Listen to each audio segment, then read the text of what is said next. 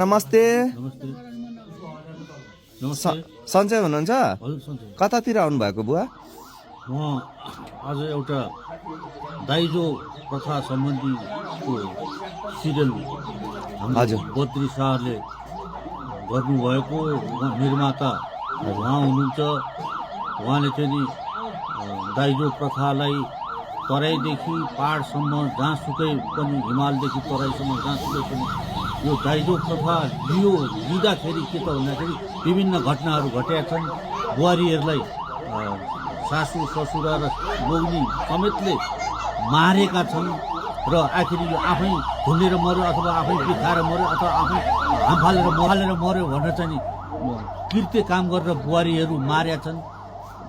यो प्रथा के त भन्दाखेरि दुनियाँमा साह्रै अहिले यो प्रचलित भइराखेको छ, धेरै ठाउँ भइरहेको छ। अहिले सामाजिक सञ्जाल भएको हुनाले हामीले थाहा पाएको हो, तर यस्तो कार्यहरू पहिलादेखि नै भइरहेको रहेछ भन्ने कुरा हामीले अनुमान गर्नुपर्छ। यो अहिले सामाजिक सञ्जालले गर्दा हामी सबैले थाहा पायौँ कि धेरै ठाउँमा यस्तो किसिमको घटनाहरू घटे, बुहारीहरूलाई मारे, स्वास्नीलाई मारे।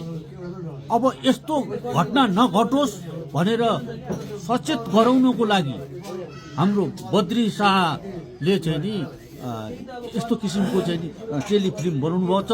कुन्दन फिल्ममा गएर तपाईँहरूले हेरिदिनु हुन म विनम्र अनुरोध गर्दछु।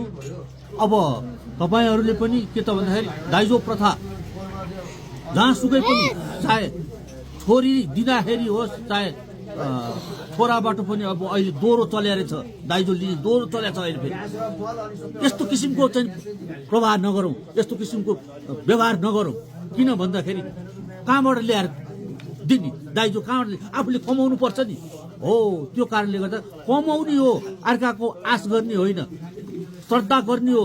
अर्काकी छोरी ल्याएपछि चाहिँ यो ले ऊ ले भनेर चाहिँ त्यसलाई कुट्ने पिट्ने, अनि बाउको घरमा छैन उसलाई थाहा छ, अनि सक्दिनँ म ल्याउँदिनँ भन्यो भने घाँटी रेटेर मार्ने, के अरे डोरीले कसेर मार्ने, अनि बिग खुवाउने, अनि त्यसपछि आएर चाहिँ के अरे स्टप पड्काउने, ग्यास पड्काएर मार्ने, यस्ता किसिमका विभिन्न घटनाहरू घटेका छन्।